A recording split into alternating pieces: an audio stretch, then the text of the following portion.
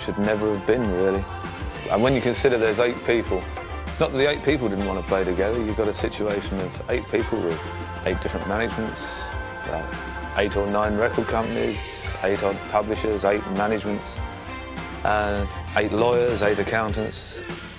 And the end is listless, as they say. And there's just so many, just so many people that any one of them could have been the fly in the ointment and wrecked the whole thing. If you'd have asked me even 3 months ago what the odds of it all happening would have been, I would have said pretty slim. I think it's a triumph, in all seriousness, for musical sensibility.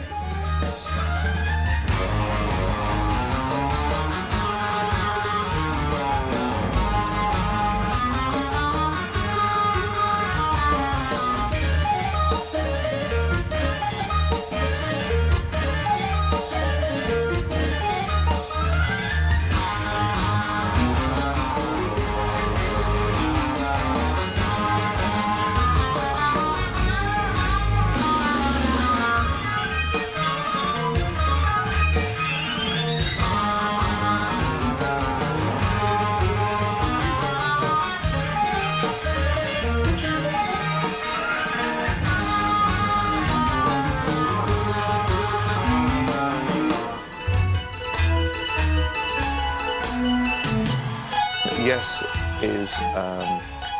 it really is music, and it's always had good musicians in it. It's never had weak musicians in it. And it is the musicians who are there at the time who, for want of a better word, have the honour of continuing making the Yes music. And I think it is a fitting sort of scenario to all that's happened to the Yes band. It shows that music sort of triumphed over people, which is really quite nice for once.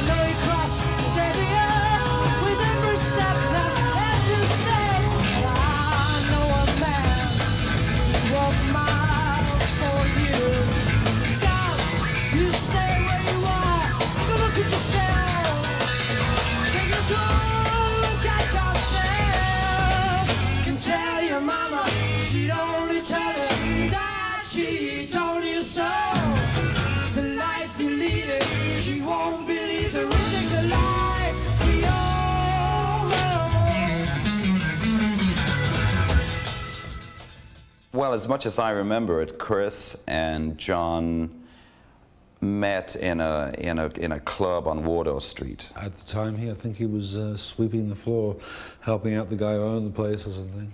And I went over and started talking about music, and we seemed to have the same ideology about music. So he came round to my apartment, and we got a couple of acoustic guitars and wrote a couple of songs pretty much straight away. At that time in London, everyone vaguely knew everyone else, and I'd bumped into Chris, several times, and Peter Banks, who was the original guitar player, I vaguely knew. I was already in a band at the time called Mabel Greer's Toy Shop, and John came to see us play, and he came up on stage and jammed with us a couple of times. And within about a month, we had a group formed, and we were rehearsing. We did it all for a couple of $1,000, £500 at the time. Initially, our guitar player was Peter Banks, who was someone who actually had played with me in my previous band to Mabel Greer's Toy Shop, which was a band called The Sin. And of course, we decided we wanted to do this thing. It was very inspirational from John. And he had been writing material and he had this concept in his head to do something. And so we put an ad in the Melody Maker for a drummer and got Bill Bruford.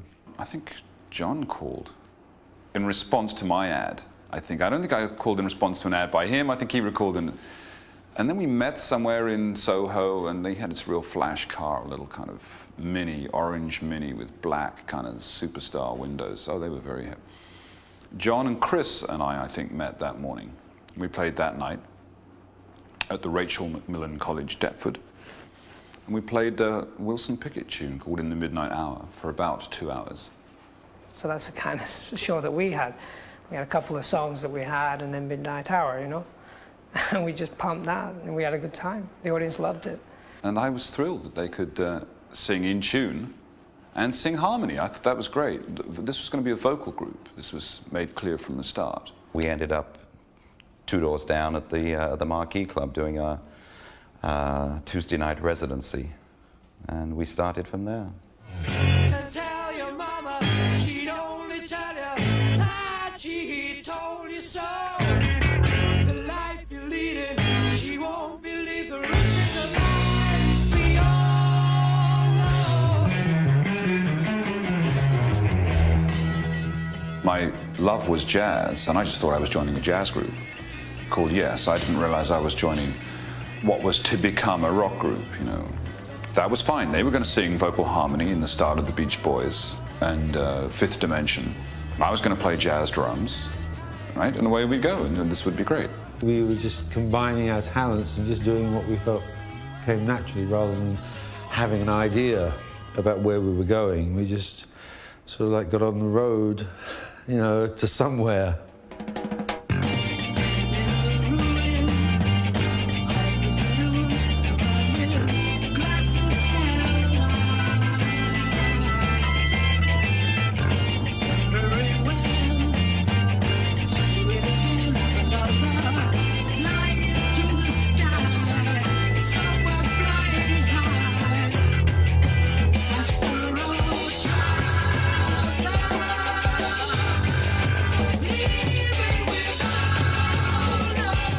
Very, very easy to make music because we'd all been basically in music for 5 or 6 years already. You know, I started in '63, so I was really, I knew about stagecraft already, and it didn't bother me an audience. I could sort of handle an audience no matter what.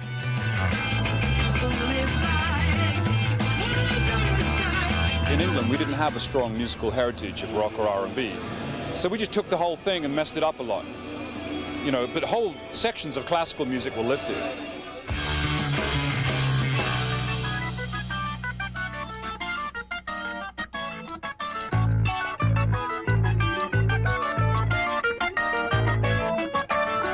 No experience necessary, no opportunity needed, or whatever it was. It was a Richie Havens song. And that, for some reason only known to us and completely forgotten by me, we decided to have a little bit of country music in the front of that, big country. You know. So let it not be said that Yes is nothing if not multicultural and multi-ethnic.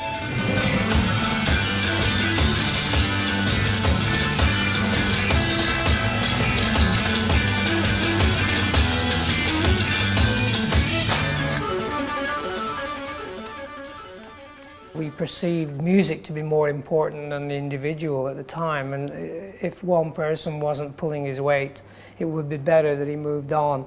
On the second album, Time in the World, we actually got into using an orchestra.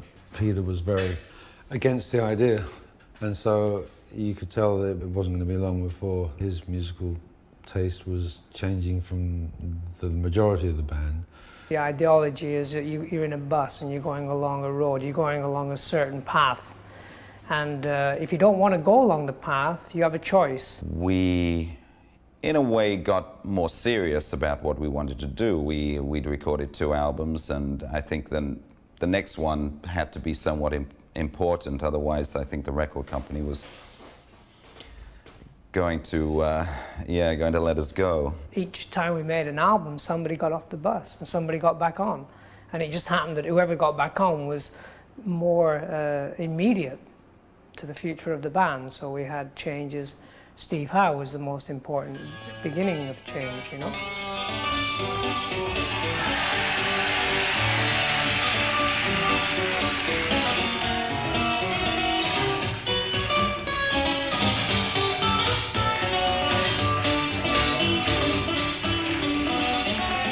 Chris called and said that he and John had both seen me play in Tomorrow, which is a group I was in 2 years before. And John had seen me more recently in this group I was in, Bodas, which is the group I left. So they'd both seen me playing and they thought, well, you know, this could be the guy. So I came down and I think we all liked each other. I think we respected each other. I saw Yes as a good vehicle for me to explore what I wanted to do. And I'd done it somewhat in the other groups I'd been in, but I hadn't had the opportunity to work with musicians of equal strength to me. The injection I gave was a decisive guitar approach, which was relatively clean, sometimes friendly, and almost nice compared to a lot of the hard-edged sort of guitar work that still goes on today. And also some of the versatility of doing good acoustic work and pulling out an instrument sometimes that had a particular sound for a particular record, and in a way that's really a sort of technique. He brought in a lot of the classical stylistic guitar playing, which we really would develop as soon as Rick Wakeman joined. We retired to the countryside and rented a house, and we wrote the Yes album. The Aussies No Disgrace was the first track we did, you know. The first track we wrote together, the first track we pieced together, and certainly has a lot of ingredients from everybody, a lot of strengths of arrangement also, and I guess it gave me an opportunity to split up guitar solos, so you didn't have a guitar solo running with the same sound. It was sort of like changing, went from a sustained guitar into sort of a jazz guitar. It was a very colourful track for all of us.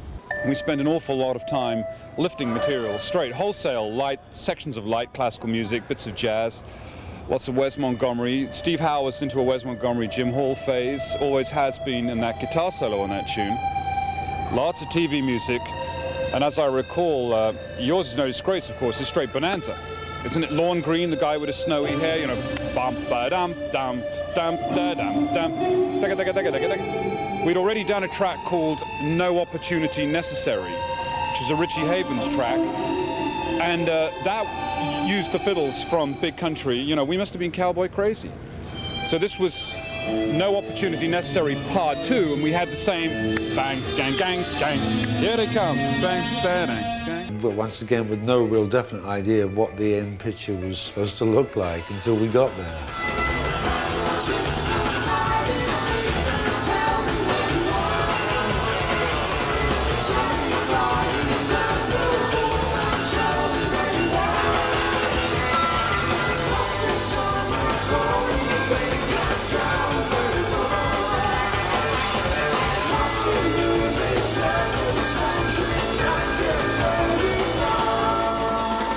The climate that we worked in was only a natural progression from the climate of the 60s. I just felt that we were capable of breaking new ground with a vengeance. Never before had there been so many opportunities for groups to put out records they wanted to make. And I suppose the producer role slipped back a little bit as far as groups started to write and produce themselves, which is what Yes were doing. Yesterday a morning came a smile upon your face. Caesar's palace morning glory, silly human race. On a sailing ship to nowhere, leaving any place. If the summer changed to winter, yours is no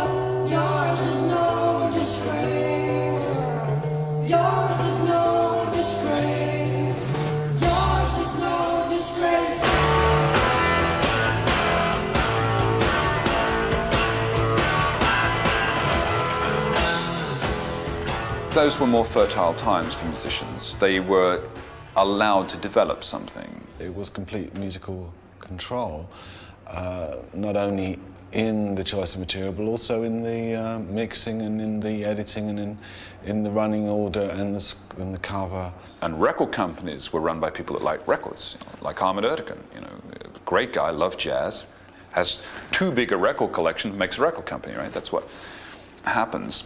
I can appreciate now more than ever how what that freedom really meant. I see no good people turn their heads each day, so satisfied I'm on my way. I see no good people turn their heads each day, so satisfied I'm on my way. I think in America they got to know us as from the first two albums as kind of a weird English folk group or something. I seem to remember people telling me that when we first came here. But we certainly weren't rock and roll either, because in those days rock and roll to me meant Elvis Presley. That was rock and roll.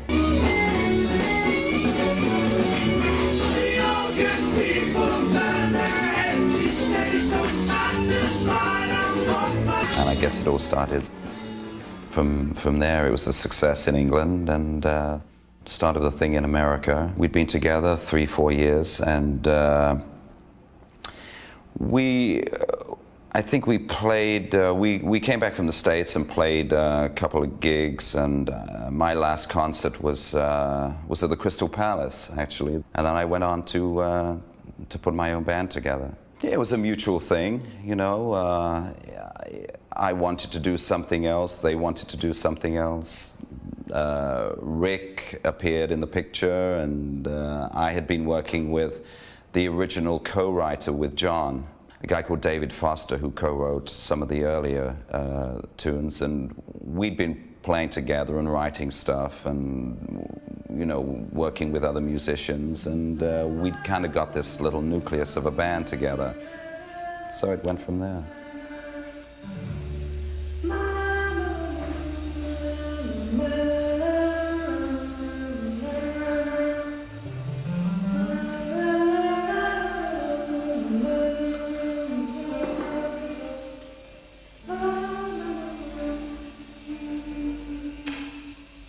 Mr. Rick Wakeman, people.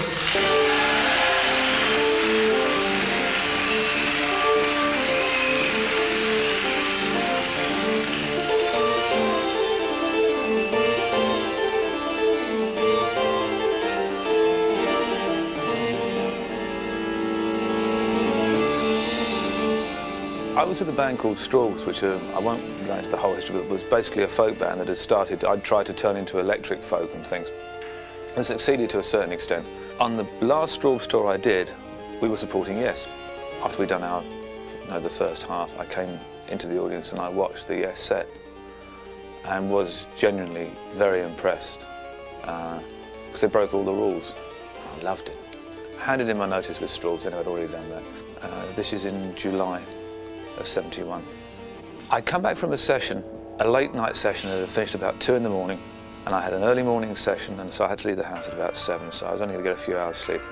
Got into bed, and the phone rang. I said, hello, it's Chris Squire here. I remember the conversation vividly. He said, no, it's Chris here, Chris Squire. And I said, oh yeah. And I said, do you know what time it is? And he said, hold on a minute. And he came and he said, yeah, it's 2:45. I said, no, do you realise what time it is? I said, look, I've got a session at 7 o'clock. And he said, oh look, I wondered if you fancied joining the band. I said, no. I said, I'm finished with bands, going back into sessions. Good night, put the phone down. Then I got a message from Brian Lane, who was Yes's manager. Brian Lane said to me, look, why don't you go and at least just have a rehearsal? He said, at least give it a try and then see how you feel from there. I said, all right.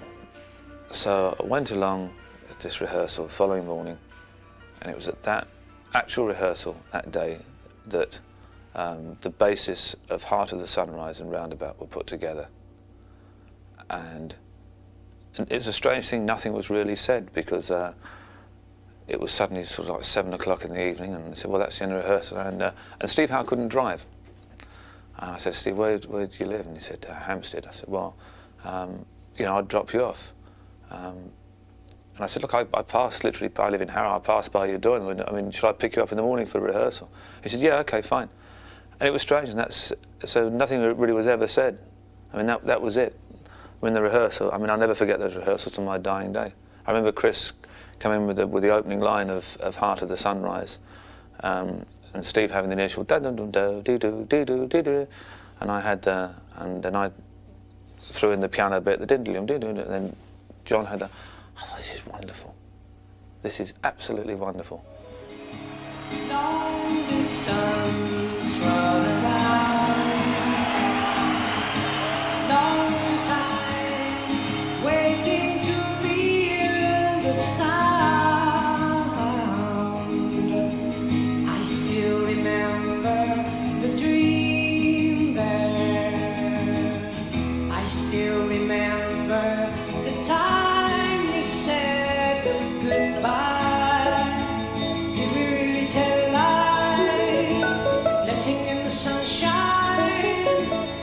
really count to 100? Cold summer listening,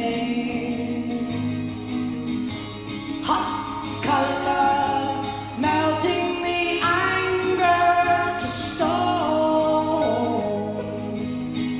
I still remember the dream there. I still remember the time we said goodbye. Did we really tell lies, letting in the sunshine? Did we really count to 100? So we were left alone. We were left to experiment. We were left to try things out, which was why there was such forward-thinking things that went on, as in Close to the Edge and in Fragile. Nobody told us that you weren't allowed to do that in rock and roll. It was assumed that that was our job, that we would somehow embroider things, and we had evidently the technical ability to be able to do that. And we had musicians in the band who could write extensions to an idea, you know, who could develop things. For that you need a little musical training, which is not usually around in rock. There was a lot of free-form attitude in the late 60s. But the early 70s, to have an incredible memory for musical notes, shape, form, and so on, was a great boon for me.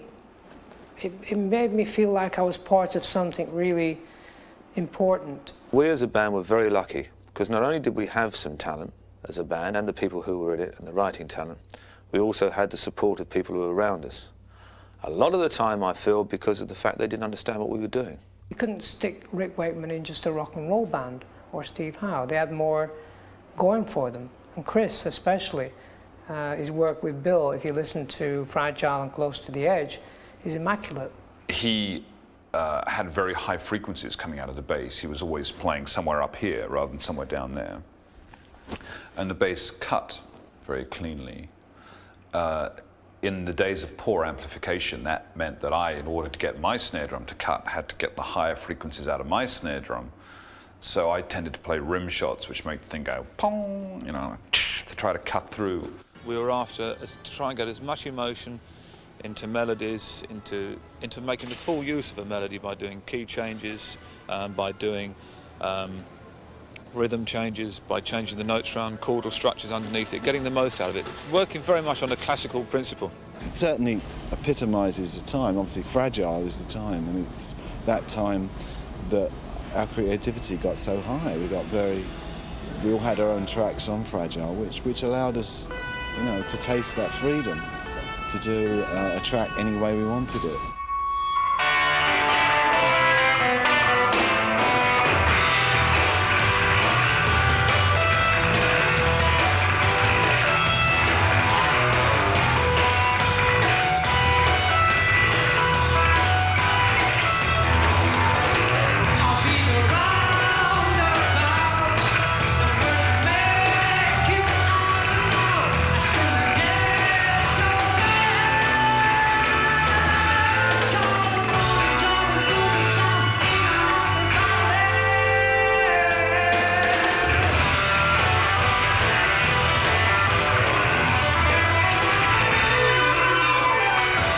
Roundabout, yeah. It reminds me of Scotland because we were up there when John and I started writing this.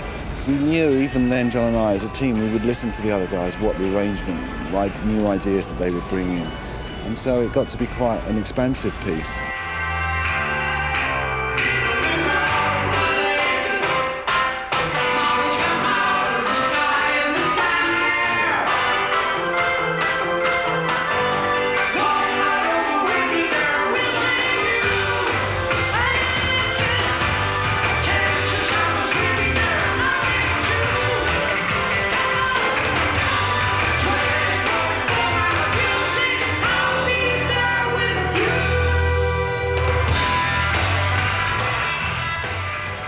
The first piece I did really where I kept the acoustic guitar quite continuous in it. There was the group, but the acoustic guitar. Usually the acoustic guitar was designated to be a feature, you know, when other people stopped. But I was very interested in playing it with the band, you know. And at the time we didn't have the technology. We only had mics. It was really difficult to do on stage, but eventually, you know, things improved, and we can get an acoustic guitar as big as the group now.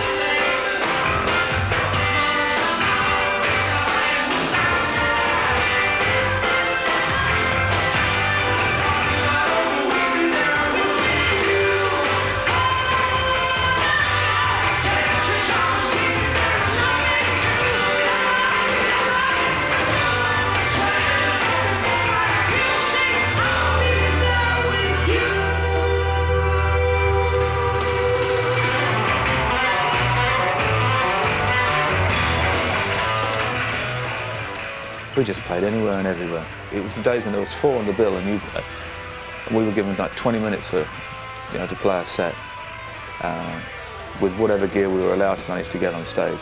And most of the time it was in the big auditoriums, and people were just still coming in, and they were making as much noise, if not more than we were on stage. But the interesting thing was, I wasn't convinced that people were even listening, but it's amazing they were.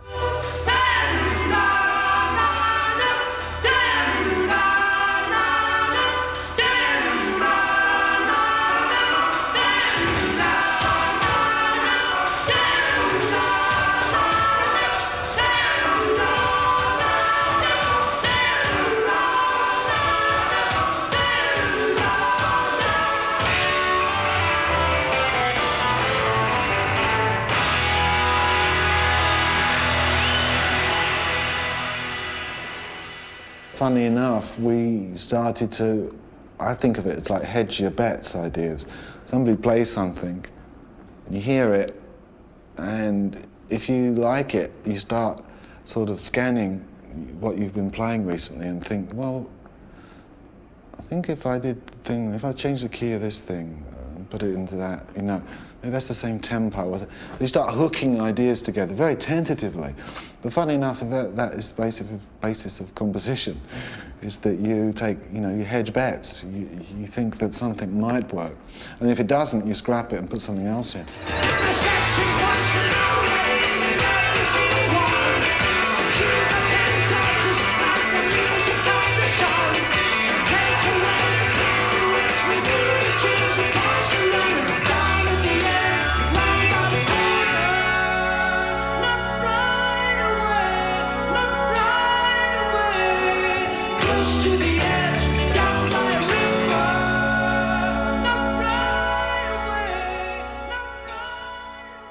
We started writing all the songs like that, basically.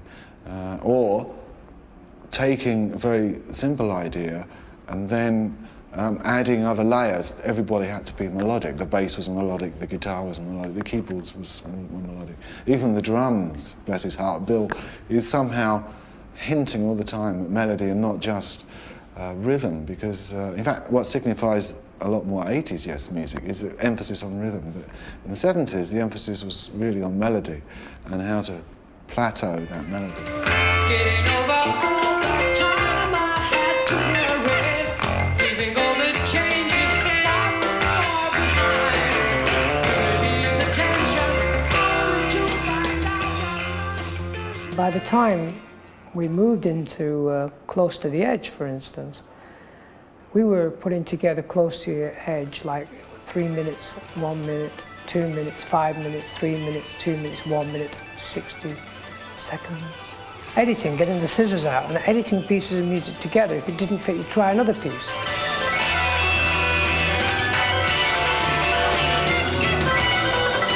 See, the idea of starting a long piece of music is letting the music control you. They actually came out of abundance of energy, which is really breaking into a whole different pattern of thinking for musicians alike, that groups will be able to try longer pieces of music without effort.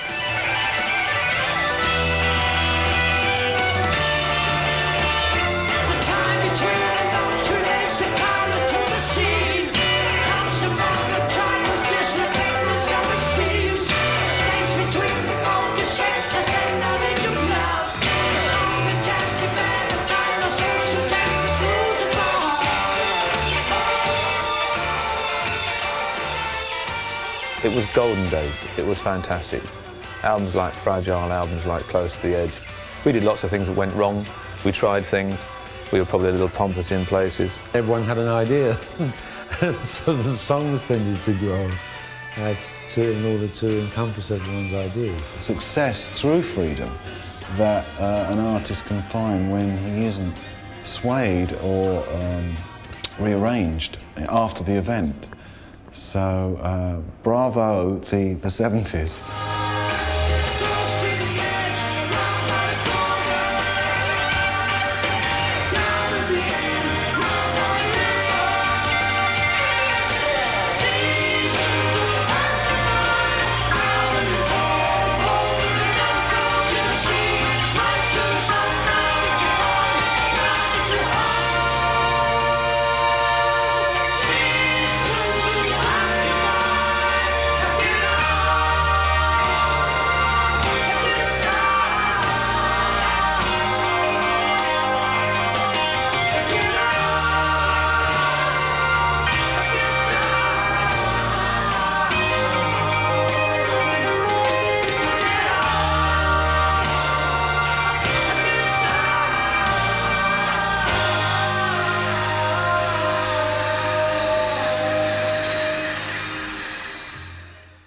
I mean, the whole LP was put together fast, I mean, you'd laugh at how it was done, because we used to have a gig. This is the LP Close to the Edge.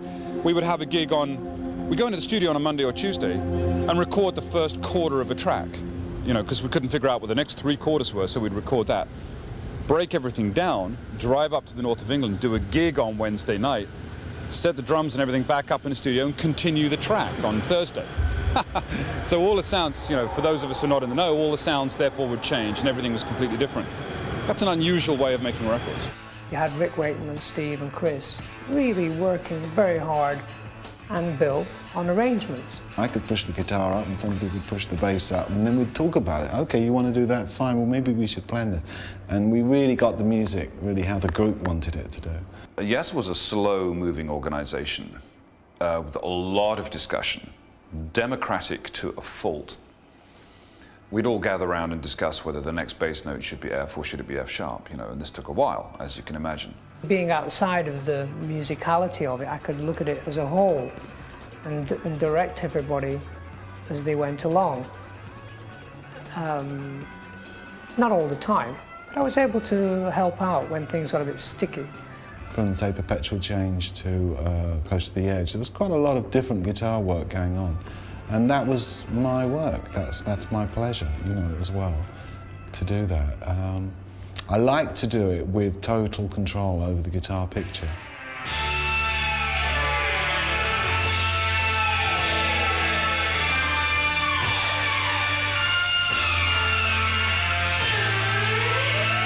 Close to the Edge wasn't just one side of one piece, it was a whole scenario, really, of 3 pieces.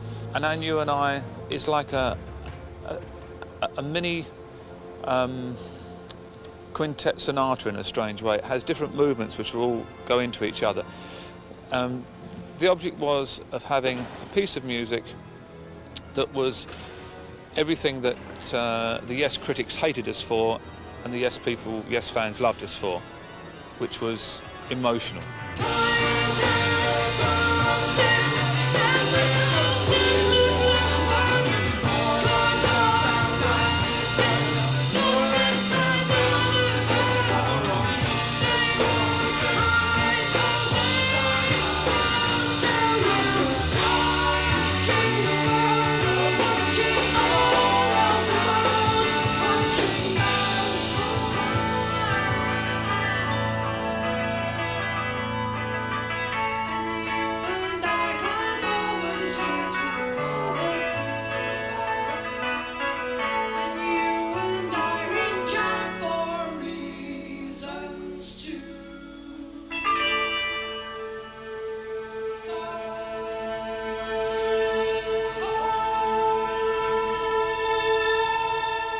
received exactly the reaction that we thought it would be from the people who liked what we did.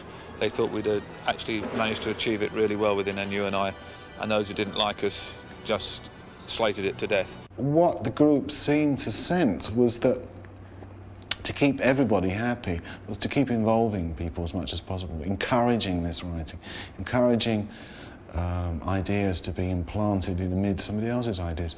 And that's really one of the hardest things to keep alive in a group. The songs were always a problem. Nobody knew how to finish them. And to tell you the truth, with Close to the Edge, we got lucky. Because 3/4 of the way through the side of an LP, nobody knew what the conclusion to the music was. Least of all me. We had to hang on to our ideas and develop them, arrange them, and try not to forget them the next day. Because sometimes we'd come in and say, God, what did we do to this? And many classic Yes bits of arranging have gone out the window. I mean, we actually forgot them. They were too intricate, too specialised, or one guy was the key to it, and he was the guy who didn't remember it the next day. So obviously we taped things, we started to have tapes of rehearsals going on all the time. Lots of people all think that you're all kids on the block, like Bon Jovi or something, and you're all going to agree on the music. We only ever disagreed. We could never agree on anything, which is why the music came out so funny. And that's what all the music did that came into the group. It went through this skewer, this cheese grater, you know, and by the time it came out the other side, it didn't look like quite what you'd planned, but there was everybody's input. And when you get 5 people trying to do it, it can also become, you know, very confusing. I mean, I'm saying after a while you start to notice that you write with this guy. And you start to notice, you know, and other people start saying, well, you better write with him because you wrote this song together. That is the end. That's goodbye to it just being that little intimacy. And at times we got lucky, and sometimes the arrangements are better than others, you know. I always liked Siberian Khatru, which I thought was a great arrangement. It's not one you have to really remember. There is a great logic to it, and it develops nicely, you know. We had a good day that day, or a good week that week.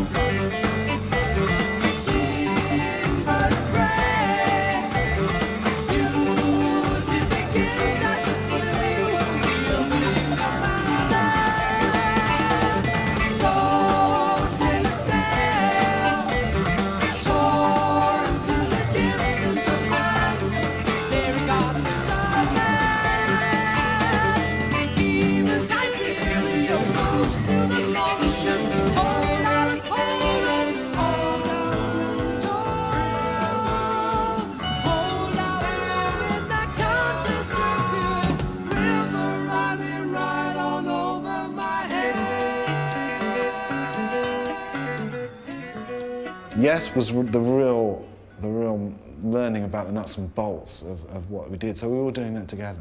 We all came through together. And this can't happen again. And that's why it was so special. And we had Eddie, of course, where he was fresh to it all too. And it was all new to him. Making these records with us was new. And that newness was marvellous, you know. Before we all got too big for our boots, you know. After the Close to the Edge album, Bill actually left, joining King Crimson. It's all very well playing a bit, but you have to understand that you have to enlarge your vocabulary, and the way you do that is by fraternizing in music, in other musical situations. That's how you learn to develop things. So after Close to the Edge, all I could think of that I would be able to contribute to the next record would be Son of Close to the Edge. And I didn't really see any point in that.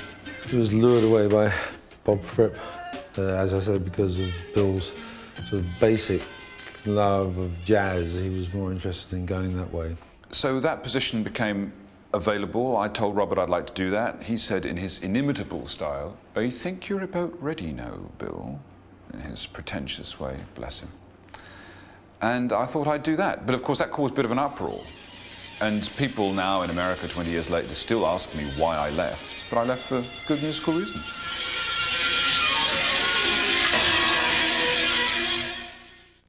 And that was the first time that I saw a crack appear on the wall. And it was quite a big crack. And because of the style of the way that Bill played, a difficult position to fill. Eddie Offord, who was producing at the time, knew Alan very well, and I knew of Alan's playing. They were rehearsing Siberian Khatru in order to do the Close to the Edge album. And Bill had left early that night, and the rest of the band were kind of stood there holding the instruments. And they said, well, Alan plays drums, so that was actually the first song I ever played with the band. I just sat in. I seemed to fit in and just naturally play it, and possibly that stuck in some people's minds. But it just seemed quite a radical thing to change so far from one kind of drummer to another kind. And John was the main instigator of Alan coming in. Chris and John came up to Eddie Offord's apartment and asked me to join the band.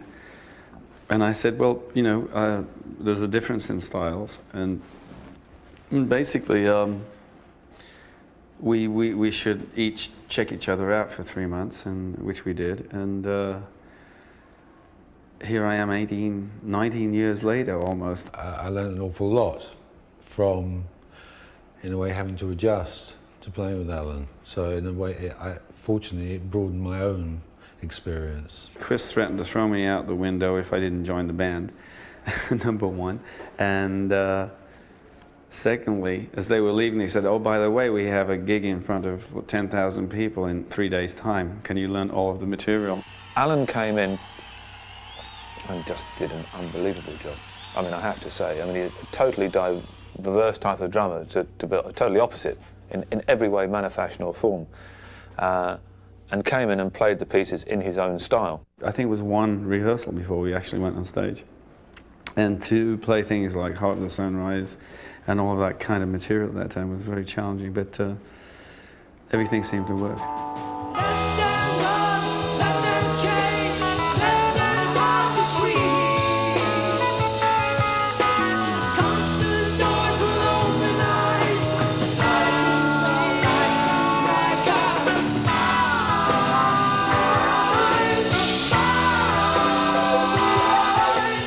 Fragile, Close to the Edge, and halfway into Topographic Oceans, things started to change.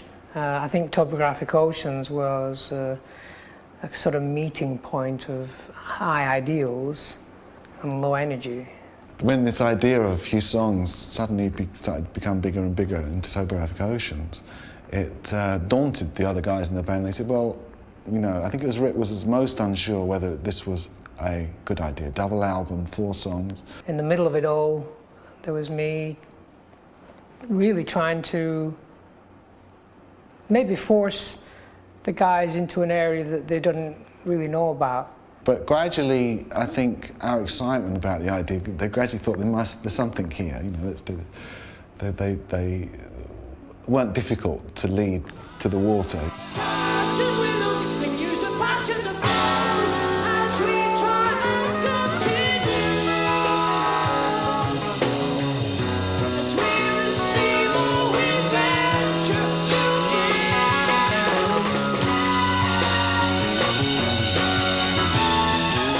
Yes really is a band that's always been adventurous and moved forward and tried to create something that nobody else was doing. To try and push a group into a musical unknown territory needed everybody's total concentration. Did this album that I just couldn't get into. I couldn't get into it musically, the way it was put together. There was a lot of experimental playing going on. I mean, where we went into the studio where we didn't really have stuff that was written, and we were just doing work in a studio that I felt should have been done in a rehearsal room.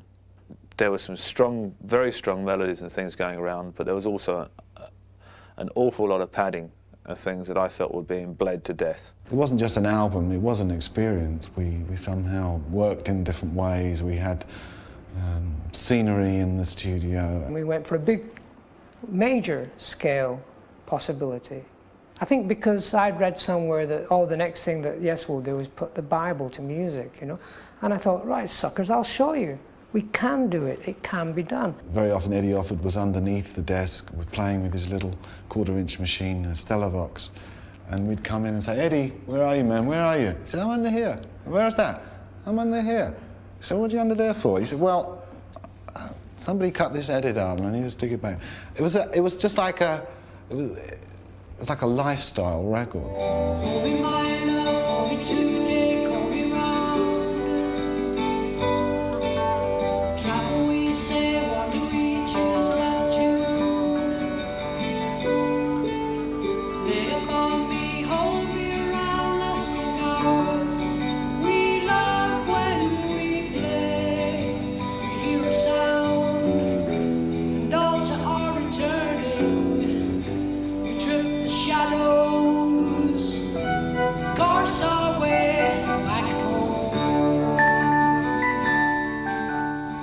now had a band with 5 very headstrong characters in it. Why say that it cannot be done? Why always say, well, oh, they'd be better doing pop songs? I decided very much that I didn't like this album. I decided that this album was not good, and of course, in my eyes, it got worse and worse and worse. They call it dissent within the ranks. Starts to creep in, and it comes in many different forms. It comes in frustration, a lack of dedication, and so on. And that happens. It's, you know, it happens, and no one's to blame. I think it's outside influences. Because I'd openly said in the press that what I thought of the album, which wasn't very clever, but I openly said what I thought of it, I'd actually alienated myself quite heavily from the rest of the band. And other stupid factors then came into consideration. The fact that at that time that I was the only one who wasn't a vegetarian at that time. So everything that the press could latch onto, they latched onto. The fact that, and if they could get a picture of me with a sort of a steak sandwich in my hand and walking into a pub while the rest of the band were discussing Tales from Topographic Oceans in a health food restaurant, I mean, those were the pictures they showed. I mean, it was good press. Whether it was always me, probably it was always me, because I was like Napoleon. What the hell? I don't care. I just felt that there was a meaning to it all. So we didn't go, in fact, into the realms of the unknown. Rick left the group very unhappily. Can you imagine, on your birthday, age 25, you leave something that your heart is really with for moralistic reasons. Your second album for a record company becomes their first #1 in the UK, and it's your birthday. I mean, boy, I mean, it was a day I will never ever forget.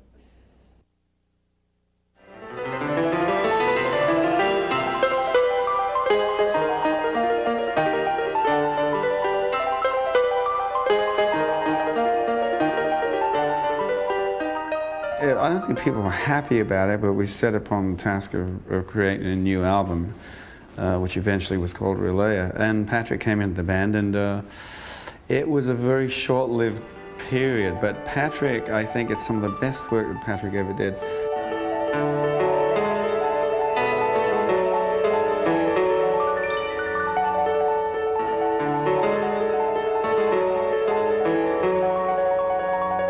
He's a strange one in the first place because he's a Swiss rock musician. I mean, how many are there? I think he's, yeah, you know, how many famous Swiss rock bands are there? Not too many, you know. probably play very well in time. Sound Chaser was very, very adventurous from a rhythm section point of view. And I thought some of the best solos he's ever played in his life were done on that album. Relaya was the first time that I walked in with a complete piece of music in my head, which was Gates of Delirium. I pounded away on the piano in front of the guys, this whole idea, and they must have thought I was a real complete idiot. Da-dun, da-dun, da-dun, da-dun, da-dun, da-dun, da-dun, da-dun, da-dun, da-dun, da-dun. So it goes like there's a war going on, fighting. I think that by then we realized that there was a key to stagecraft, stage production, theater, and music, and color. And we've been sort of dragging Roger Dean along with us. The stage design was brilliant. From a stage point of view, we discovered more to music than just making music. There was a lot of theater. And that's what the Relaya album personified, a major show, a major visual art. I think we did some great shows, and it cost us a fortune because we were traveling around with like tons of equipment, trying to put on Aida at every gig.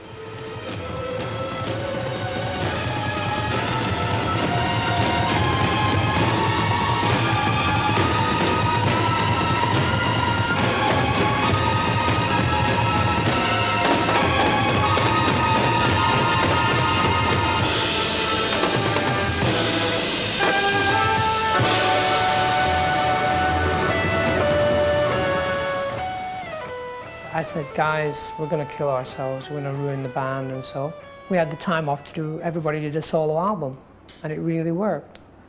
It was very hard for the record company to appreciate what we were up to, and that's when you start to say, well, who's in control here? Is it the business, the record company, or the musician, or the artist within the musician that says, No, I'll do what I think is the right thing and hope that somebody likes it. You can hide it, lose it, but it's always found. You can laugh it off, but it always comes back on you. So it's true enough to hold out your hand for emotion, like promotion, to reverse is to repeat. All you've got to do is hold out your hand for the treasures of the universe and lay at your feet. Obviously, it was a good outlet. I spent in a cumulative period of about 9 or 10 weeks. I didn't spend an overly long period of time making it. Actually, I put a studio in my house, so I was also like christening that with my album. Yeah, I think I'll make another one next year. Hold out your hand, span the distance, no resistance to what I is to retreat. Almost close enough to hold out your hand for the treasures of the universe. I decided to do a solo album. I actually got a lot of equipment, keyboards, 24-track, drums, percussion of all sorts and sizes, put it in my garage and locked myself away for 6 months and nearly went mad. Created an album called Elias of Sunhillow. It's a story of the ancient times. It was a very special moment in the development of my career as an artist, and I'm very proud of that album.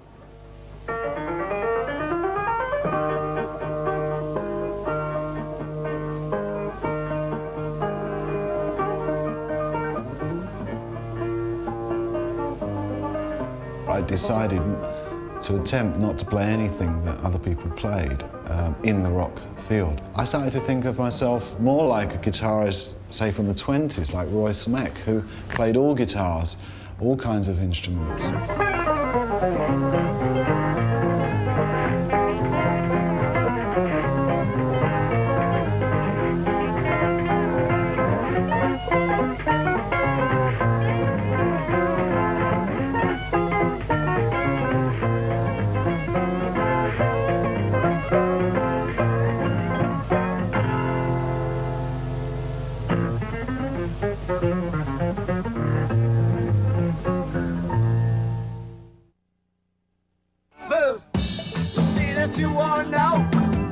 My own philosophy was to take rock and roll music, but adapt different things into it, such as jazz and the fusion and odd kinds of meter, but still play it with the feel of a rock and roll kind of drummer.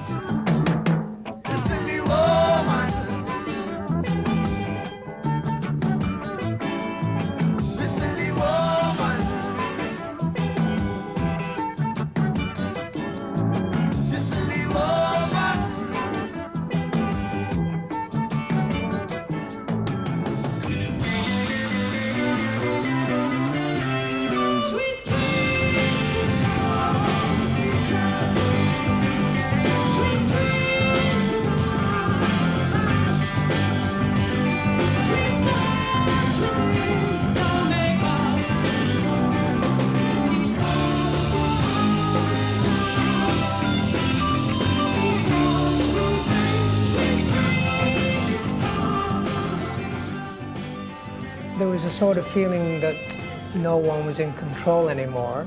Everybody got the chance to do a solo album as a ways to an end of getting out of the rut of being in a group, which I thought was a pretty good idea. I thought, well, let's have 6 months off and we can do what we want. By Relaya, we were so free. I mean, there were no boundaries into what we couldn't do, and what we shouldn't do was also another endless possibility.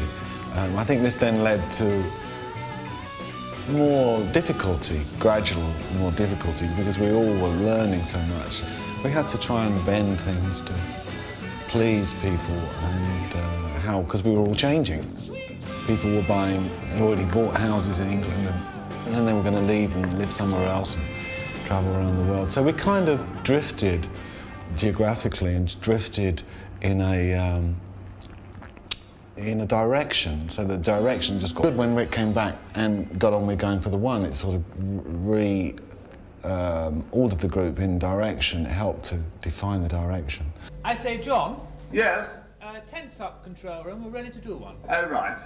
We'll run VT as well. Your studio is tensing up down here, so we'll just possibly tense up a little, and we'll try and wax a hot one.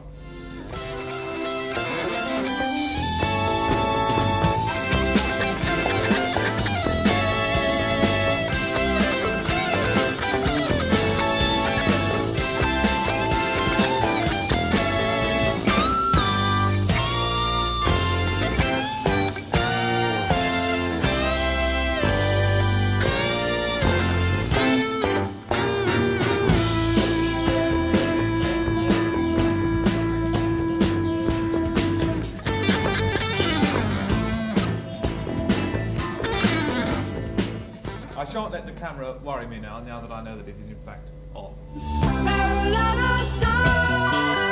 And we will find that we need to be where we belong. Parallel heights, display of rights and wrongs, and always keep it straight.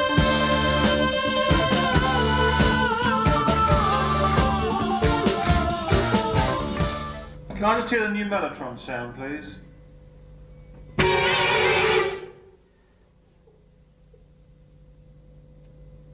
That wasn't really quite exaggerated enough.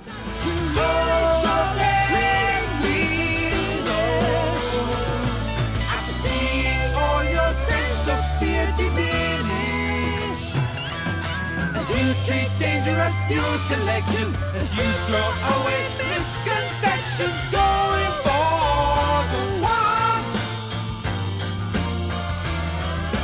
going for the one,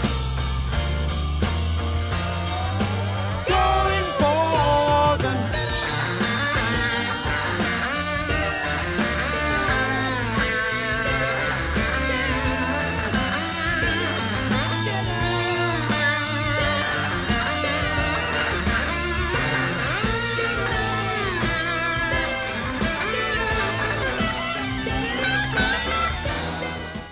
Yes, the new Mellotron's here, so it's really good.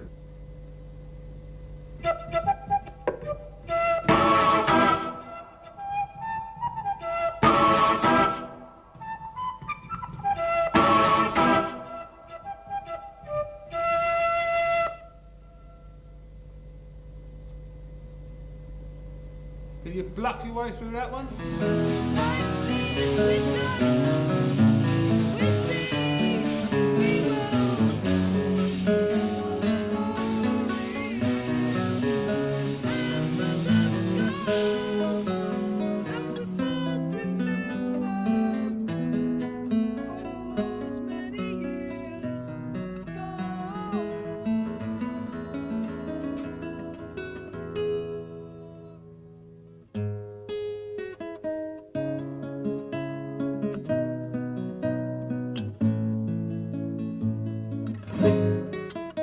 I loved making that album. We all had such a tremendous time. It was a very happy period in the band's life.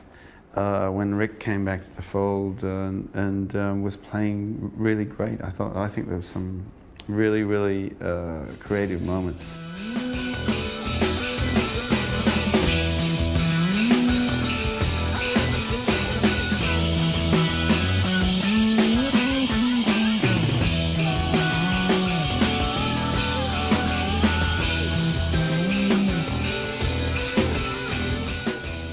We did what I think is the best Yes piece of music called Awaken.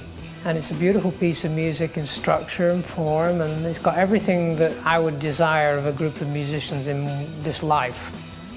So out of that period of time, which seemed very grey, very much like the album cover of Relayer, 2 or 3 years of greyness, we came out with a beautiful, beautiful album called Going for the One.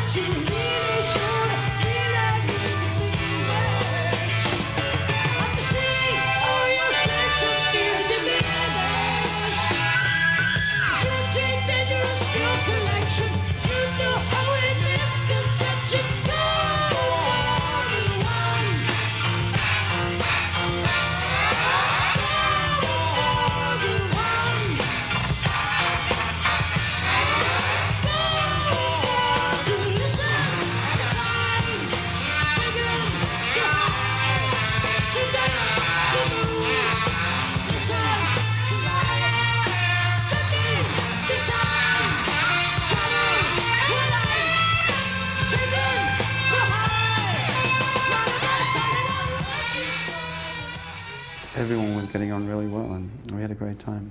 And that's what that album, to me, means. It's the joining back to the fold of Rick Wakeman, and then the happiness about all of that.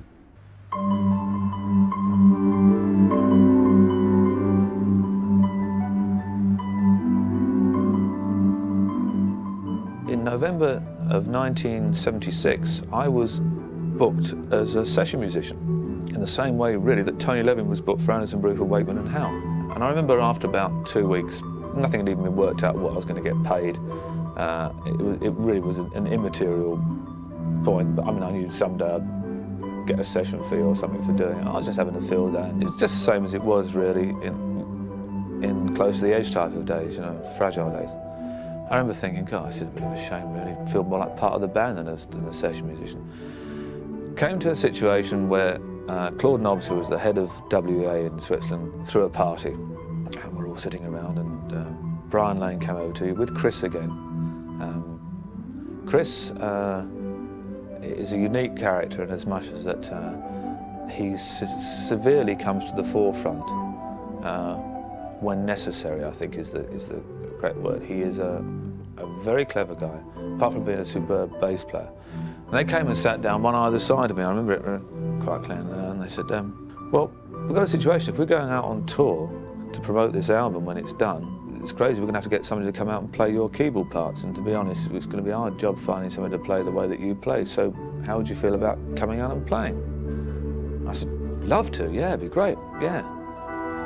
He said, well, that sort of presents another problem, really. He said, because the Yes supporters out there won't really accept you as a sideman in the band. I mean,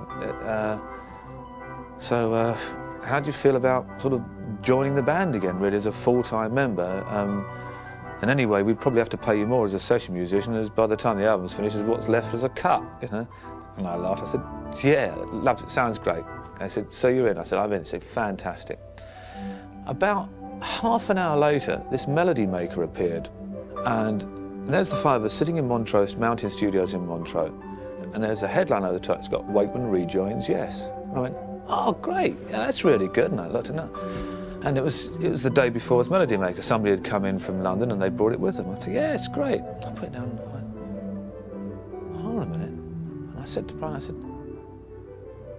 said, but you've only just asked me. I said, how come this is? He said, educated guess. I said, well, what would you have done if I'd have said no, or they hadn't have decided they want me in the band? He said, well, it's just sort of one of those decisions that a manager has to make. So it was crazy.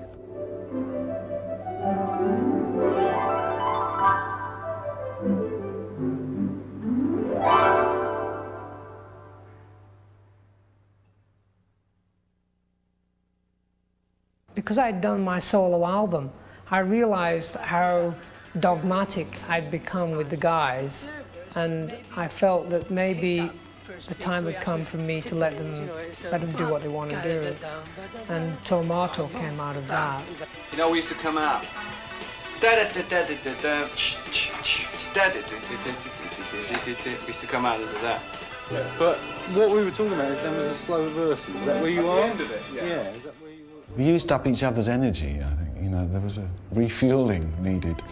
And I think with Rick going and coming back, by the time we'd done Tomato, which was, although it had several good tracks on it, I know Amit particularly liked Release, Release. He said to us, he said, well, if all the albums like that, it'll be fantastic. And we all said, yeah, it's all like that.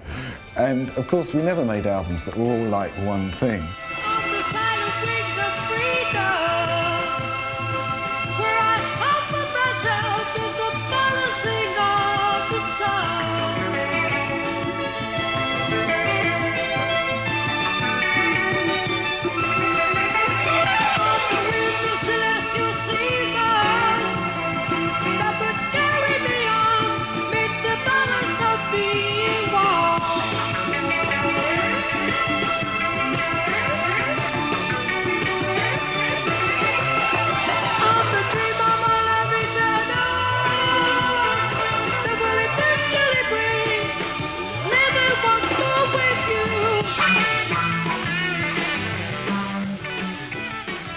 Tomato came out of that, which was a sort of combination of ideas without really anybody driving the project.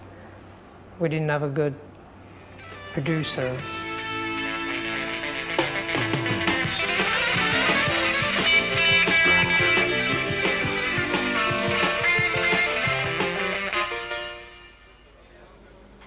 I wanted to see more bass and bass. I thought it sounded quite good, actually.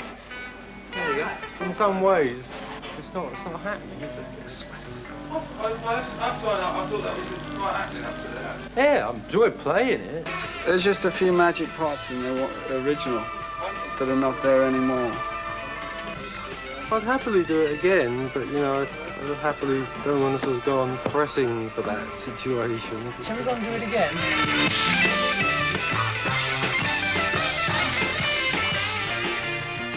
We then tried all sorts of things to come up with the next record. Went to Paris with Roy Thomas Baker. I wasn't so sure about getting a producer, to be honest. We'd managed up till then.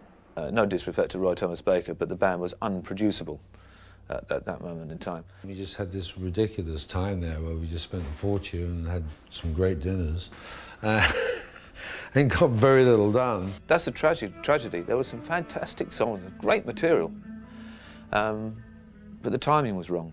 Anyway, we didn't finish the album.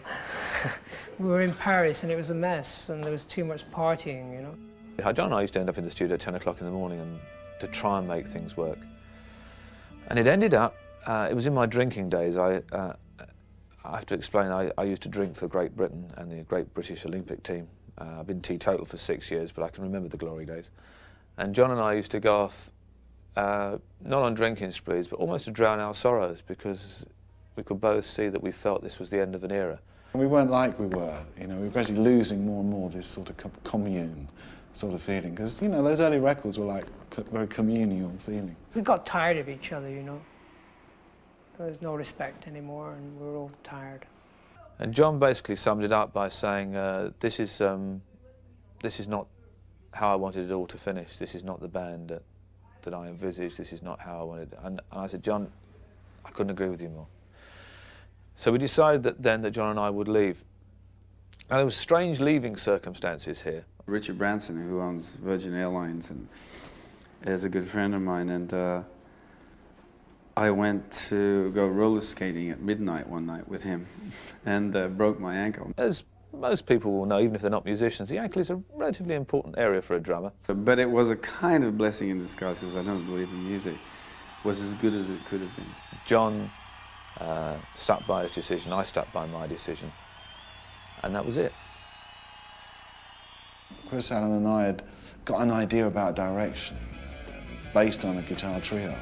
We went into a period where Steve, Chris and myself We're rehearsing in a small studio in London called Redan, and just throwing lots of ideas around. And next door was Trevor Horn and Jeff Downes, who were the Buggles at the time, had a very successful single, and were fans of Yes music. They came to our manager at the time, Brian Lane, and asked him to manage them. Of course, he jumped at the chance. There was this band walking in who already had a #1 single in all countries of the world, you know, making a fortune. Will you please manage us? And, oh, well, yeah, okay, I'll take the 20% if you like. Next thing you know, they're in their room playing with us and singing, which was a lead-up to the album. To Trevor, and we did all sorts of things together, and Chris drove it along, convinced that Trevor could do all these things, and Trevor could sing on stage and everything. With Rick and John out of the picture, that I guess Alan, Steve and myself worked pretty hard on trying to make sure that the music was pretty happening. Musically, has a lot of credibility. It has a lot of great playing and a lot of great music on it. And of course we followed that with a tour of the same format. John was a formidable person to replace, so Trevor found it's not exactly his dream, but Chris's dream wasn't really a reality. He soldiered on through that to try and, you know, do his utmost to present it as well as he could. I was very proud that he actually kind of adapted to being able to do that. And to do some things in the footsteps of John, who he'd idolized almost before that, was a very hard thing for him to do. And so after that kind of tour, everything yet again dissipated. Trevor went back to producing. Jeff had the idea what he wanted to do, the next Buggles record and a few other things. So hence, before long, Jeff had done that and he was in Asia with me. Chris and myself just kept on writing together. We spent a period working with Jimmy Page. This great theoretical band that was going to be called XYZ, very appropriately ex-Yes Zeppelin. We recorded, I think, 5 or 6 tracks with Jimmy that was eventually dissipated yet again because of managerial problems. We wanted to get on with, you know, producing something. And so around that time we started to look for new, look around for new ideas. Atlantic Records, Chris and myself were still wondering how to further the career of Yes. And they suggested we try out a guitarist called Trevor Rabin. Strangely enough, 2 years prior to that, I'd been given a tape, strangely enough again, by Brian Lane, of Trevor Rabin. I get a call from this guy, Richard Steinberg, who was at Atlantic at the time, he wanted me to join these 2 bands. I found him, I said, which bands? He said, well, Keith Emerson's getting a band together with Jack Bruce, and, you know, Jack's worked with you. Jack Bruce played on my 3rd solo album. And so, you know, he said, yeah, we should get him and whatever. And then the other band is Chris Squire and Alan White. I'm looking for someone, you know, singer, songwriter, guitar player.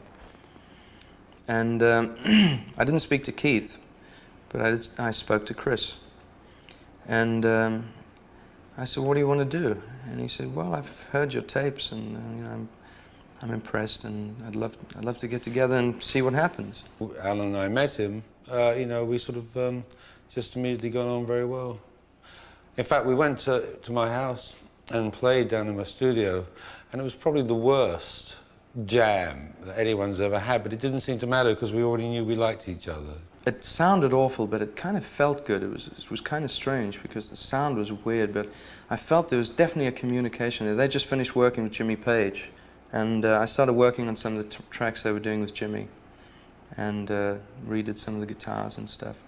And it started sounding pretty good. It has always been a shame, in a way, that Tony's departure from the band hadn't really been the most justified fact of life in many ways. And so I got in touch with him and asked him, do you want to, you know, maybe come back? I got a new guitarist, and, you know, you want to come and have a go at this other band, which was going under the working title of Cinema. We had really no aspirations of putting Yes back together. It was more of Trevor was very inspirational, and it was really a playing thing. I think we played for 9 months. Trevor had a lot of material, and Chris had material, and we had things we worked on together. Atlantic came down and didn't like it. They had some doubts about whether, you know, we shouldn't have a separate singer, but we wanted to carry on like that. Chris had a studio in London. I said, let's go into your studio and just put some of these songs down, and then we can shop them around.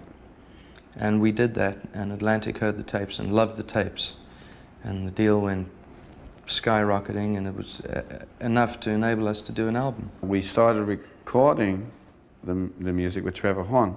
Spent about a year, 9 months, doing the album, finishing the album. And once again, John came to town. John wasn't doing anything specific, and he'd called Chris about 3 months before. And he said, well, why don't we play to him? Came to the studio, listened to the material, and liked it, and you know, decided he wanted to sing on it. He came down, he sang on a couple of tracks, and purely by just putting the faders up and listening to what was going on, it was like the 80s version of a modern Yes with John. So there really wasn't anything we could call the band from that point on but Yes again. 2 years were incredible because it was the first time really major success had come to the band in a single top of the charts. You know, girls screaming and stuff like that. Rebirth of Yes, and out of that came 90125, which was the most successful album the band has ever had. So it was a long turnaround, as it was. Sing all the lead vocals, you know, Out of Lonely Heart, I'm singing the choruses, and Changes, I'm singing the... I went to a live video from the tour. It went on to become Mr. Sex, Lies and Videotapes, and only Sting won it because it was kind of Sting's year at the time. A letter from Arista when I was looking for a solo deal before 90125, after Geffen and I had split up, saying, while we feel your voice has top 40, there were 3 songs on it, Changes, Own of a Lonely Heart, and City of Love. While we feel your voice has top 40 potential, we feel the songs are far too left field for the marketplace. So that just made me totally determined that those were the right songs. To write a song, there's only 2 ways of doing it, you know, your way and the wrong way.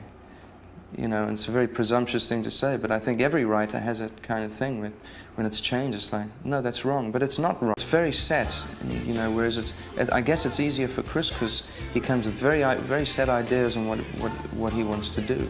But there's more of a collaborative kind of thing. And, you know, I've opened up a lot more than when we first started. But on 90125, I know I was very kind of, it's got to be this, it's got to be that. We had the next album coming up, which was a big generator. Which, once again, was not the most painless of Yes albums. Re-recording tracks, and people not sure about the way songs were going. In fact, Alan White and I think, played the bass and drum parts on Big Generation approximately like about 21 months before it was released, by the time the rest of it got sorted out. When it came to Big Generator, you know, I get very involved in the engineering and the production of it, you know, and it's very difficult for me to just let things happen, you know, because if I write a song, I want it to go in a certain direction, and you know, John's kind of free-spirited in that way, and it's sometimes hard to pin him down, and I was determined to pin him down. And he didn't like being pinned down, so we had a problem. And it was a very, very difficult album. The most difficult album I've ever done. Virtually back around to the past period of time, which Trevor kind of departed and did his solo tour. I had a solo album out. When the time comes round, don't step away. Give me something to hold on to, something to... I get withdrawal symptoms if I'm not on the road for long periods. And when I did my solo tour, my management said, this is definitely not something you should do. You know, the record, you know, you've had a #1 AOR song, the record's done okay, and, you know, get on with something else now. But the record company wanted me to tour. And it was something that we were going to lose an absolute fortune doing it. We knew that going in. And I said, I don't care, I need to play. You know, I hadn't played live for a year, and it was, I wanted to go out on the road.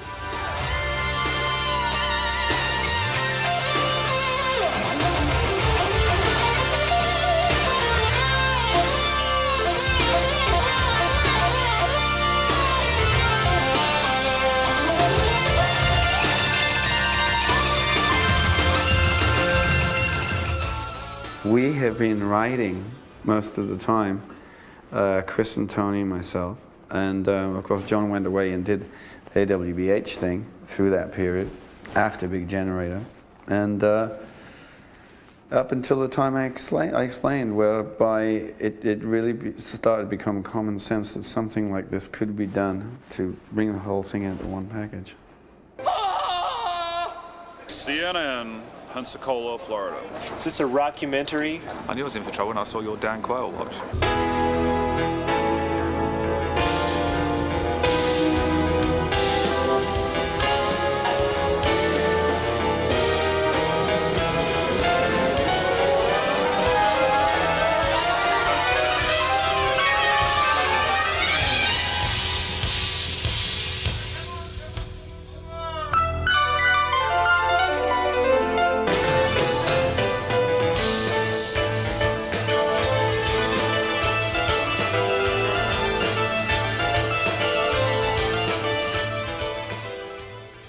One time I was in the office of the Yes Group, and there was this big discussion about getting a producer, and John Culloden was there, remember? And Roy Thomas Baker. Let's get Roy Thomas Baker. I said, oh great. So I said, well, what's he done lately? Being a little bit vague, I didn't really know. The Cars, John Culloden said. And what else has he done? Foreigner. Oh, well, let's listen to their albums. And we put their albums on, and both drum sounds sounded exactly the same. I said, Alan, that's the kind of drum sound you're going to get.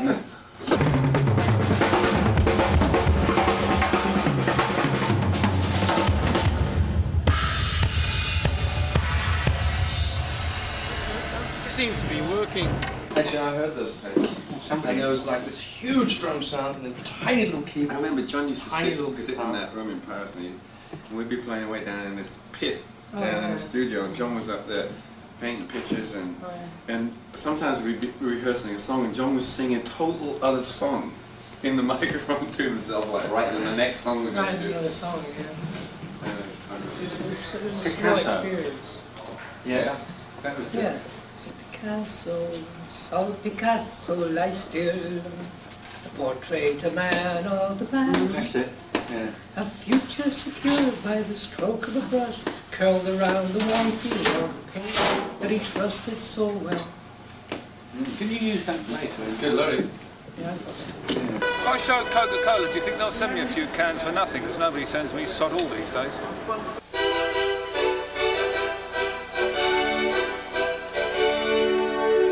One of the hardest things in the world is to copy other keyboard players' styles. And it's interesting actually, because what happens is you end up doing a version of your own. It brings up an interesting point, because there's lots of the tracks that Tony's done of mine live, and tracks that I've done which Tony played live. Tony's been checking out with me what the actual chords were and things that I played on And You and I. And it was interesting, he had a totally different view of what he thought I played. And Yours Is No Disgrace, which I've played for years, I've been playing totally different to as the original as Tony did it. It's interesting when you put all the things together. It sounds crap. No, actually, when you put all the things together, it sounds fantastic. So it's interesting what can happen with pieces, how you can do it.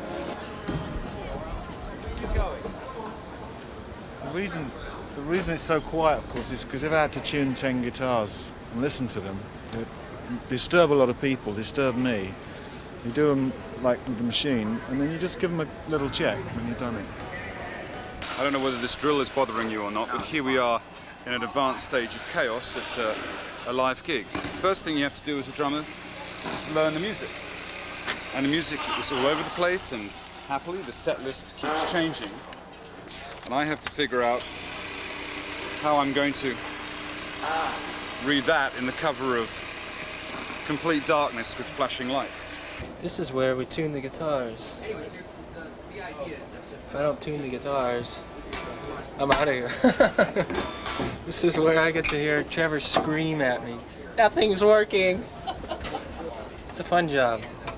See what happened? I was doing a gig, and this went faulty, and I just got very upset. So at the end of the show, it was a very important show. I mean, I was only 18, I think. I took the guitar and I thought, oh shit, and I just kind of threw it like that, hoping that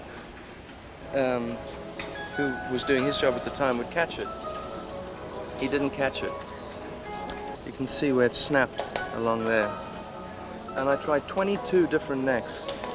Couldn't come up with one. So I found a guy who put that in and fixed it. Oops, sorry about that. And he fixed it, and it's been great. There's no neck like this. It's the best neck on earth. And then of course my airbrush stuff and everything was done during the what times could we call it? The mad times. And this guitar went into the army with me. Spent a year in the army with me. This guitar's got a lot of stories.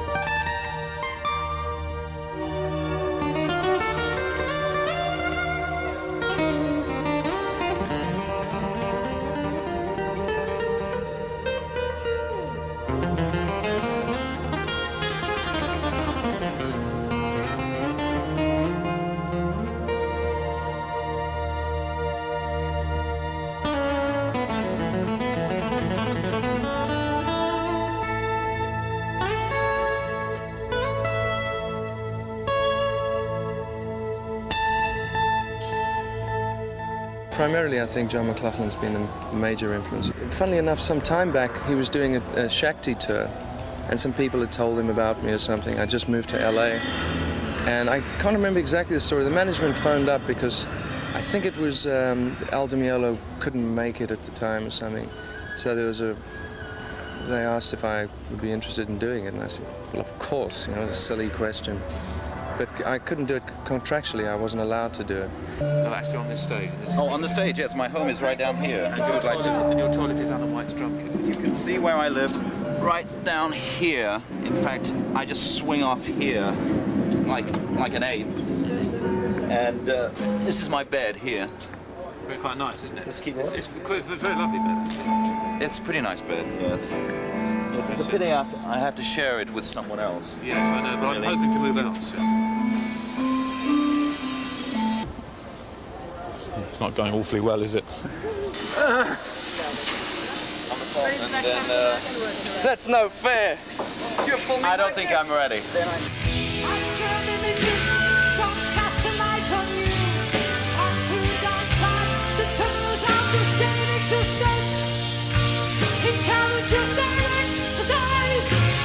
Stars assemble. Master of light, of your chance has exist. Must divided in only certain mode. Oh, closely guided land.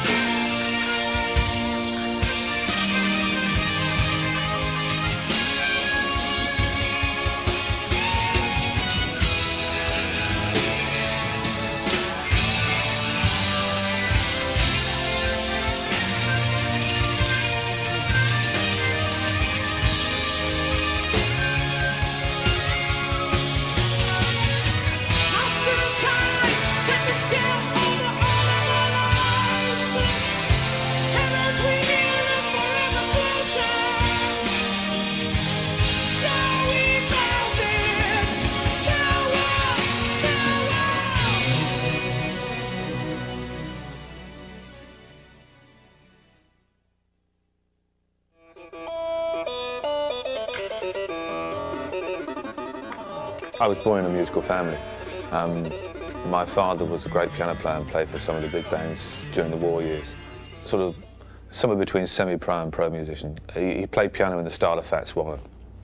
Great piano player. My grandmother had a piano, and she was a pianist, and she sat me down at the piano, and that was it. The whole family used to go around and do what they used to call in England called concert parties, a bit like Follies. They used to go around. There was my uncle was a comedian and played the banjo, and as I say, my mum used to sing, and my dad used to play the piano, and they were actually called the YESYEARS. At 6 years old, my parents put me on the piano, which was something I've never forgot, because it's the best thing they ever did, you know, in their life for me, because it gave me a sense of melody as well as percussion.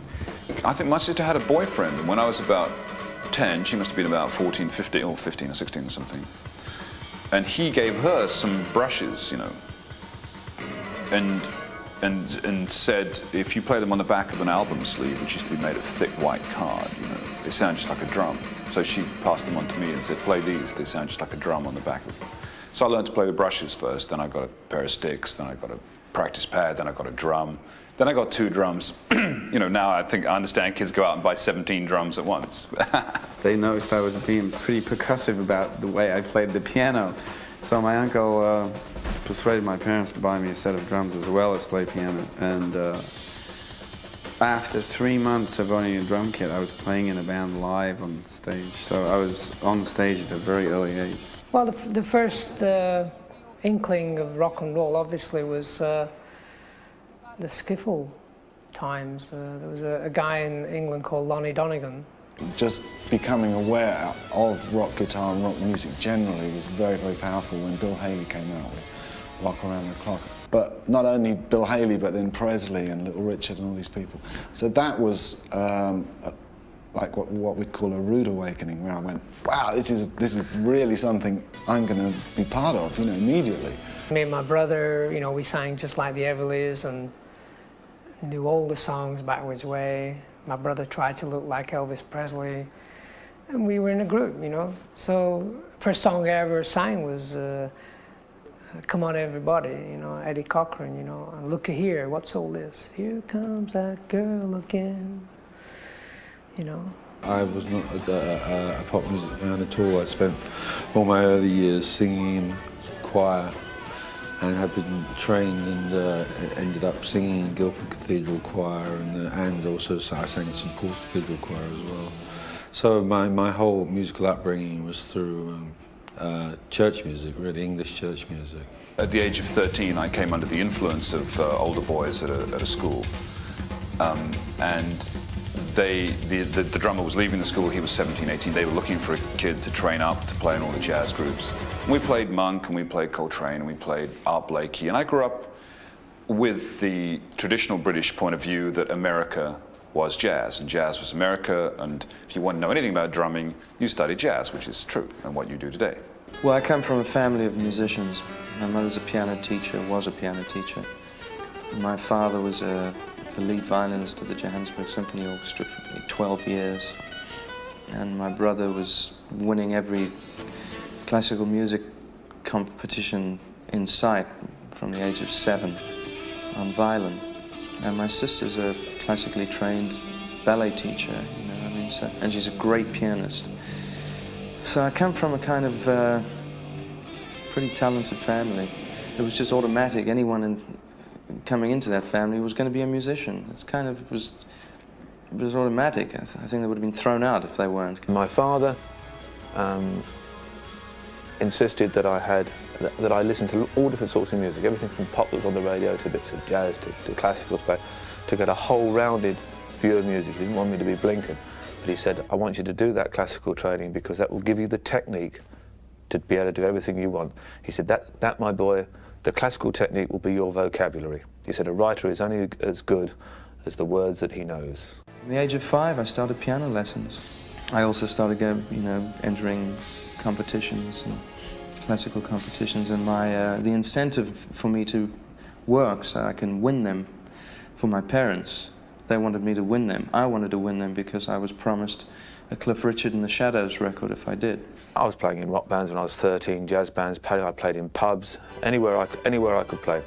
I also played clarinet, and I was playing in a couple of traditional jazz bands. Then I got involved with a big band, a dance band, a 16-piece orchestra that I played piano in, and playing Basie and Ellington. At the age of 12, my brother was playing drums at parties, bar mitzvahs, birthdays, and I thought, boy, I'd love to do that. And for my birthday, I got a guitar.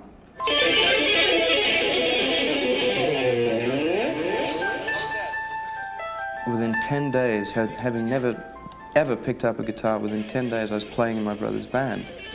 And obviously incredibly badly. But, you know, just from the piano I taught myself. I've never had a guitar lesson in my life, so I taught everything I know on guitar. I taught myself from the piano, or inspiration from other people. I decided to attempt not to play anything that other people played in the rock field. It was obviously of great strength came to rock guitar from blues, but I was fighting that. I was like in another track, trying to find another direction. One that wasn't static, because blues rock guitar seemed to me to be a very one picture, one approach. Part of what broadened my possibilities was acquiring other instruments that I could learn to play, and therefore add that sound to it. I guess 1965 I was a fan of the early Who and John Entwistle, who was quite a major influence on my playing, of course. You know, especially with the more twangy, trebly sounding bass thing. You know, even though I'd been a Jack Bruce fan, I guess John probably was more influential. I was 17, I guess I got my first Rickenbacker, which was like the third one that had ever come to England. Scotty Moore's guitar breaks, I think, on Hound Dog, I remember as being fantastic and not sounding quite like a guitar. It sounded like a guy banging trash can lids. I don't know whether you can hear it in your ears now. It was Scotty Moore, I think. And they had this guitar break which sounded like banging his chairs up and down. I thought, this is great. Somebody's telling me this is a guitar, but it doesn't sound like a guitar. Brilliant. I'll make the drums not sound like the drums. That sounds great.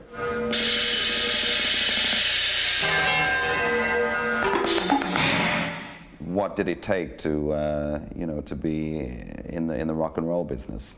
I don't know. Nobody really knew.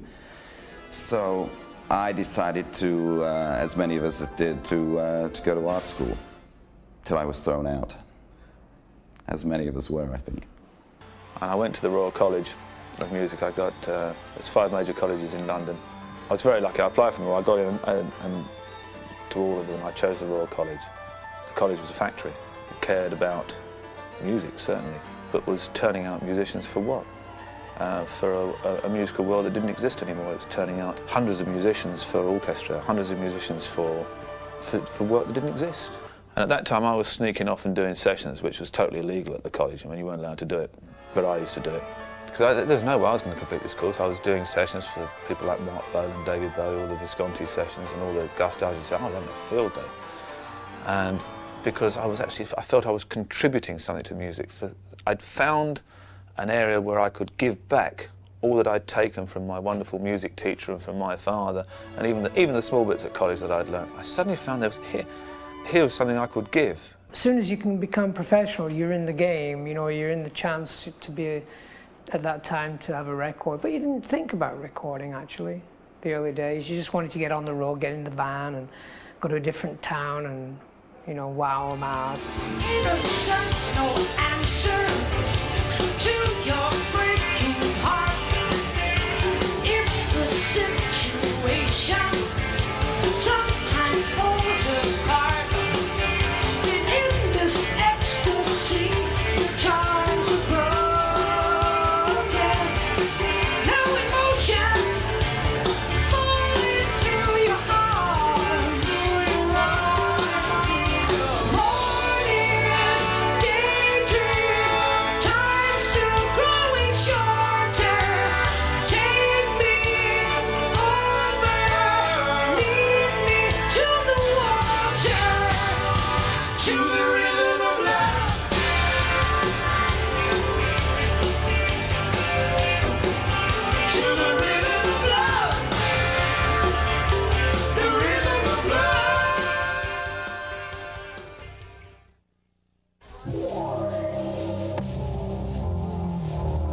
sitting around one day and I got a telephone call. Somebody said, John's on the phone. I said, I don't know any Johns.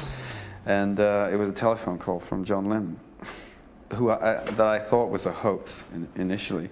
And he'd seen me playing somewhere, and he called me up and said, I'd like you to do a gig with myself in Toronto tomorrow. No, day after tomorrow. And I said, well, I'm not sure, but I think we have a gig, but I'll see what I can do, kind of situation. I turned up at the VIP lounge at London Heathrow Airport, and there was Eric Clapton and John and Yoko and Klaus Voormann. And we literally rehearsed on the airplane. John and Eric playing acoustic guitars, and me with a pair of drumsticks on the back of an airplane seat. All of a sudden, we were being picked up in Toronto and taken straight to the gig to go straight on stage. And me being kind of young and naive to that kind of big star kind of thing, it was over too quickly before I didn't really realize what I'd just been through. Playing on stage with Eric Clapton and John Lennon in front of all those people was just like a real burst into, it was the biggest break in my career.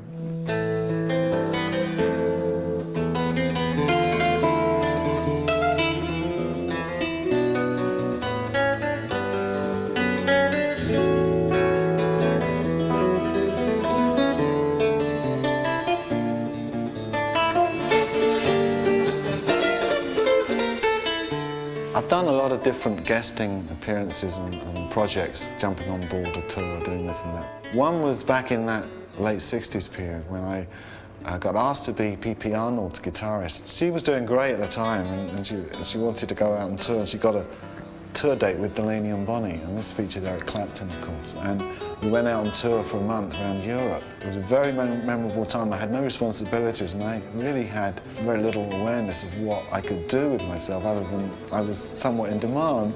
The guitarists I had to be around were all like George Harrison, Eric Clapton, Dave Mason, had positions in the rock field, and I was sort of like trying to find one. So it was great to be there and see these guys having a great time, go on tour, and see what can be missing so much is that rock and roll can be fun, you know, like clean fun.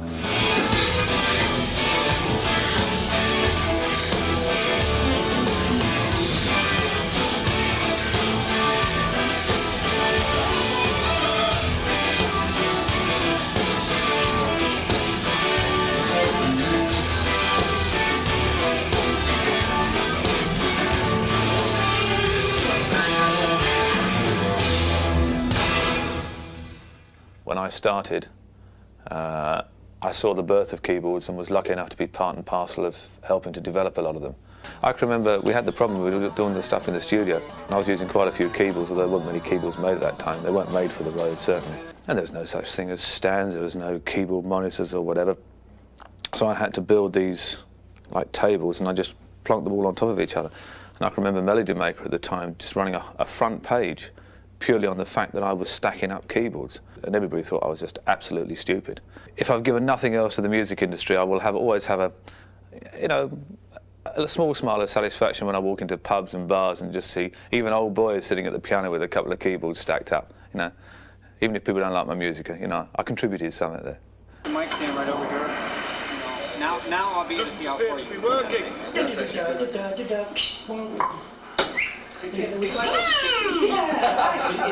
That's the way it should be done. Stop that. You know where you live. Having learnt the music, next thing you have to do is find some drums to play, assign some sound. So down here we have a TV. It's going to show me on the screen here that I've got a bamboo hat, talking drum, a timbale, and then various other drums up here, which are all going to sound together. They're going to sound like this.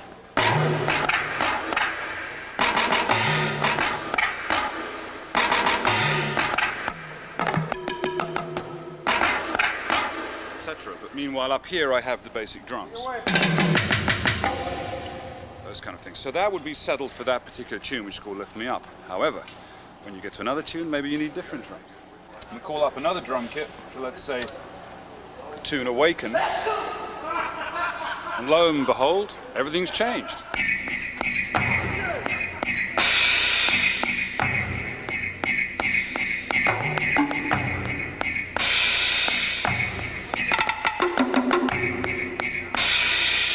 So those are all the instruments needed for that particular tune. So that's why there's a computer up here to allow me to store enough sounds that I can cater for the whims of the maestro Anderson, who you know, knows that drums can do anything these days and constantly and consistently requires that. I've always felt that it would be a good idea. You know, you get about 8 people who are really talented playing together, you can finish up with a very stylized idea. And I think it's like the evolution of the band, you know, if it does it properly and there's a spirit within the band to want to do it, then it's done for the main reason, which is music. And we could have a great time doing it, you know. Definitely. Have a good time, at the end of it, we'll see what we want to do, if anything. I think that's the way to approach it. I think it's been dishonest to say, yeah, in 5 years we'll still be going strong. Who knows? As long as we can overcome the waywardness of business and get on with good music, that really is what will make it a significant move forward, the band known as Yes. Once you've been in Yes, even though you leave, there's a strange thing. A certain part of you never ever leaves, because it is such a tight organisation that sticks by itself and its members and looks after its own. And it is the musicians who are there at the time who, for want of a better word, have the honour of continuing making the Yes music. I have this little quip. The mid-70s, 76, 77, they used to call us boring old farts. Now we are.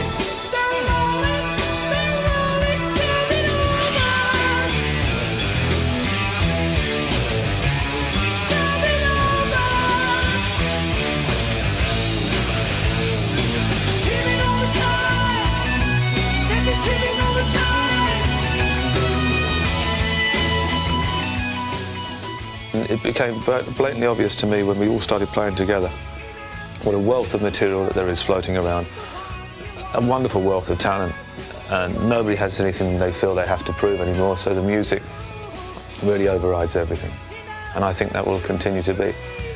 Making an idea work that was dreamed up, that wasn't sort of tested to start with, so we're sort of finding our feet now together, working out how we make the transition from an idea into reality.